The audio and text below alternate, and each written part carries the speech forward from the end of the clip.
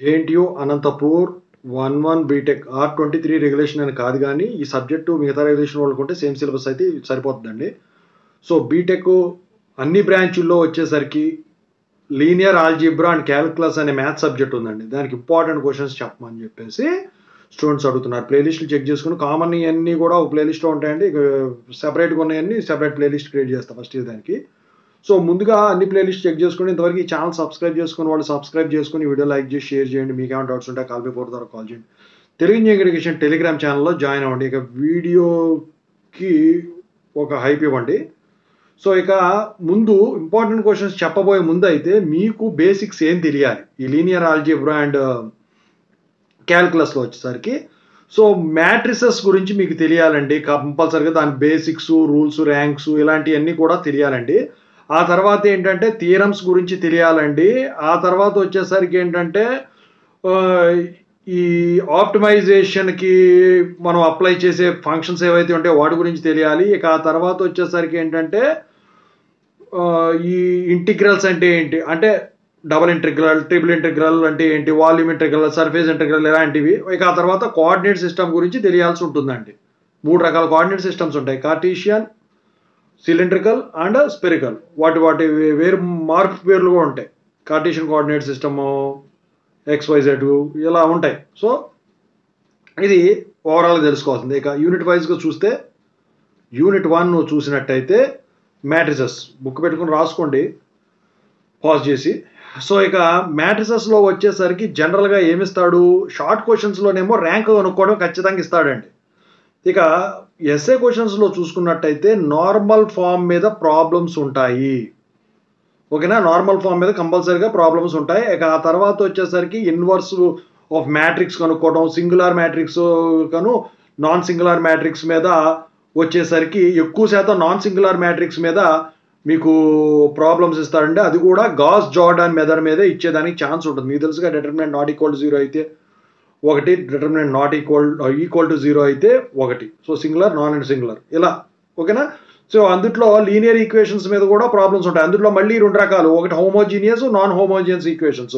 So, జనరల్‌గా non homogeneous equations మీద ఎక్కువ శాతం ప్రాబ్లమ్స్ ఇస్తాడు. అది కూడా గ్యాస్ ఎలిమినేషన్ మెథడ్ గానీ, జాకోబీ మెథడ్ గానీ. So, gas Seidel method, iteration method very important అండి. సో, ఎక్కువ శాతం గ్యాస్ సీడల్ ఇటరేషన్ మెథడ్ ఇస్తాడు. ఎందుకంటే ఇంజినీరింగ్‌లో మీకు ఉపయోగపడేది గ్యాస్ సీడల్ మెథడే. సో, ఓవరాల్‌గా దీని మీద ఇలా ఉంటదండి. ఓకేనా? సో, అది యూనిట్ 1లో. యూనిట్ 2 చూసుకుంటే వెరీ ఇంపార్టెంట్. లైఫ్ టైమ్ ఉపయోగపడతాయి మీకు. Eigen values, eigen vectors and orthogonal transformation. ఇందుట్లో షార్ట్ క్వెషన్స్‌లో డయాగ్నలైజేషన్ ఆఫ్ ఎ మ్యాట్రిక్స్ మీద ఇస్తాడండి. ఇక ఇన్వర్స్ కనుక్కోవటం మ్యాట్రిక్స్‌కి. సో, అంతా కూడా ఇస్తాడు. అంటే షార్ట్ క్వెషన్స్‌లో 2/2 మ్యాట్రిక్స్ ఇస్తాడండి. అవి డిటర్మినెంట్ కనుక్కోవటం ఇదంతా కూడా డయాగ్నలైజేషన్ అనేది ఏదైనా కానీ. ఎందుకంటే టైం సరిపోదు కాబట్టి. ఇక ఎస్ఏ క్వెషన్స్ చూసుకుంటే కాషీ హామిల్టన్ థియరం మీద ఖచ్చితంగా ఉంటుంది. దాని ఇన్వర్స్ కనుక్కోవడం ఉంటుంది. పవర్ ఆఫ్ ఎ మ్యాట్రిక్స్ కనుక్కోవడం కూడా ప్రాబ్లమ్స్ ఉంటాయి దాని మీద. ఇక ఈ క్వాడ్రాటిక్ ఫామ్‌ని ఏదైతే కానానికల్ ఫార్మ్స్‌లో ట్రాన్స్ఫార్మ్ చేయాల్సి ఉంటుందో, అంటే రెడ్యూస్ చేయాల్సి ఉంటుందో, అది కూడా ఆర్థోగోనల్ ట్రాన్స్ఫర్మేషన్స్ యూజ్ చేసి దాని మీద ఖచ్చితంగా ప్రాబ్లమ్స్ ఉంటాయి. గ్యారంటీ. ఓకేనా? సో, అది చూసుకోండి. ఇక అది యూనిట్ 2. యూనిట్ 3 చూసుకుంటే ఇక్కడ నుంచి క్యాలిక్యులస్ మొదలవుతుందండి. ఈ క్యాలిక్యులస్‌లో షార్ట్ క్వెషన్స్ ఎలా ఉంటాయంటే state and explain Rolle's theorem అనో, మీన్ వాల్యూ థియరమ్ అనో ఇస్తాడండి. ఓకేనా? ఇక ఎస్ఏ క్వెషన్స్ పరంగా చూసినట్టయితే టేలర్స్ థియరమ్ మీద, కాషీస్ మీన్ వాల్యూ థియరమ్ మీద ప్రాబ్లమ్స్ ఉంటాయండి. ఇక అప్లికేషన్స్ అనేవి షార్ట్ క్వెషన్స్‌లో ఇస్తాడు. ఎక్కువ శాతం ఈ జియోమెట్రికల్ ఇంటర్ప్రిటేషన్ ఏదైతే ఉంటుందో mean value, Lagrange's mean value theorem use చేసి దాని మీద కానివ్వండి, రోల్స్ థియరమ్ మీద కానివ్వండి, ఎక్కువ శాతం ఇచ్చేదానికి ఛాన్సెస్ ఉంటాయి ప్రాబ్లమ్స్. ఓకేనా? క్యాలిక్యులస్‌లో. సో, ఇవి చూసుకోండి. ఇక ఆ తర్వాత unit 4 very important through out your life time. Partial differentiation and applications. So, ఇందుట్లో వచ్చేసరికి ఈ డిఫరెన్షియేషన్ మీద రకరకాల, అంటే పవర్ ఆఫ్ 2 ఇవ్వచ్చు, పవర్ ఆఫ్ 3 ఇవ్వచ్చు.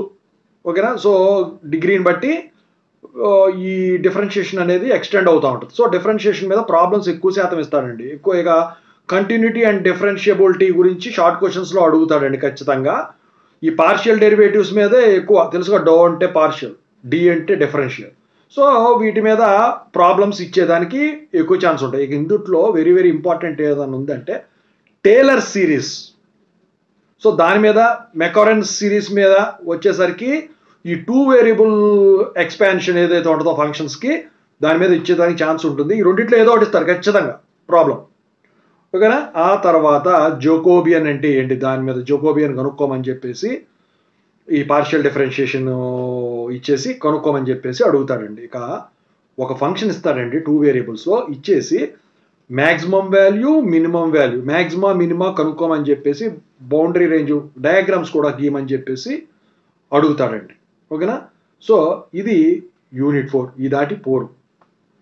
యూనిట్ 5 చూస్తే multiple integrals, multi variable calculus అంటారు దాన్ని. ఇందుట్లో డబల్ ఇంటిగ్రల్స్ మీద, ట్రిపుల్ ఇంటిగ్రల్స్ మీద షార్ట్ క్వశ్చన్ ఉంటుంది, plus SA question double integral apply చేసే విధంగా ప్రాబ్లం కనుక్కోవాలి, ట్రిపుల్ ఇంటిగ్రల్ అప్లై చేసే విధంగా మీరు ప్రాబ్లమ్స్ సాల్వ్ చేయాల్సి ఉంటుంది. ఇక ఆ తర్వాత ఇందుట్లో ఈ పోలారు, సిలిండ్రికల్, స్పిరికల్ కోఆర్డినేట్స్ మీద వచ్చేసరికి ప్రాబ్లమ్స్ ఇస్తాడండి. ఎక్కువ శాతం ఒక కోఆర్డినేట్ సిస్టమ్ నుంచి ఇంకో కోఆర్డినేట్ సిస్టమ్కి కన్వర్షన్ ఫార్ములాలు ఉంటాయి. ఫర్ ఎగ్జాంపుల్ ఈ సర్క్యులర్, పోలారు, సిలిండ్రికల్, స్పెరికల్లో సిలిండ్రికల్ కోఆర్డినేట్ సిస్టంలో 3 కోఆర్డినేట్స్ ఏంటి, కార్టీషియన్ కోఆర్డినేట్ సిస్టంలో ఏంటి XYZ, అలాగే సిలిండ్రికల్లో R5Z, స్పెరికల్లో R θ5 ఇలా ఉంటాయి. ఏమైనా మార్పు తప్పు చెప్పుంటే చూడండి, అది కరెక్టే నాకు తెలిసి. సో వీటి మీద మీకు ఆ కన్వర్షన్ ఏవైతే ఉంటాయో వాటి మీద ప్రాబ్లమ్స్ ఉంటాయి. ఇందుట్లో వెరీ వెరీ ఇంపార్టెంట్ ఏదో ఉందంటే ఏరియా మీద ప్రాబ్లమ్ ఇస్తాడు, లేకపోతే వాల్యూమ్ మీద ప్రాబ్లం ఇస్తాడు. అది కూడా double integral, triple integrals apply చేసి. అయితే ఏరియాస్కి వచ్చేసరికి డబుల్ ఇంటిగ్రల్ మీద ఇస్తాడు, వాల్యూమ్కి వచ్చేసరికి ట్రిపుల్ ఇంటిగ్రల్ మీద ఇచ్చేదానికి ఛాన్స్ ఉంటుంది ఖచ్చితంగా. అయితే ఏరియా వాల్యూమ్ మీద అయితే ఖచ్చితంగా ప్రాబ్లం ఉంటుందండి ఇందుట్లో. లేకపోతే ఈ కన్వర్షన్ కార్టీషియన్ కోఆర్డినేట్ సిస్టమ్ నుంచి కోఆర్డినేట్ సిస్టమ్, ఒక కోఆర్డినేట్ సిస్టమ్ నుంచి ఇంకో కోఆర్డినేట్ సిస్టమ్కి కన్వర్షన్.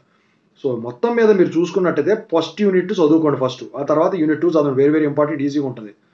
ఇక ఆ తర్వాత వచ్చేసరికి యూనిట్ 5కి వెళ్ళిపోండి, ఈజీగా అయిపోద్దండి మీకు. కాకపోతే ఈ కోఆర్డినేట్ సిస్టమ్స్ బైహార్ట్ చేసేయండి. అవి ఎలా, ఫార్ములాస్ ఏంటి, కన్వర్షన్ ఫార్ములాస్ అసలు ఏ ఉన్నాయి ఏంటి అని చెప్పేసి. ఆ తర్వాత యూనిట్ 3కి రండి, లాస్ట్లో యూనిట్ 4కి వెళ్ళండి. కొంచెం కష్టపడాల్సి ఉంటుందన్నమాట. ఓవరాల్గా చూసుకుంటే మీకు ఈ లీనియర్ ఆల్జిబ్రా అండ్ క్యాలిక్యులస్ అనేది పెద్దగా కష్టం ఉండదు. కొంచెం కష్టపడితే మీరు అర్థమైపోద్దండి అది.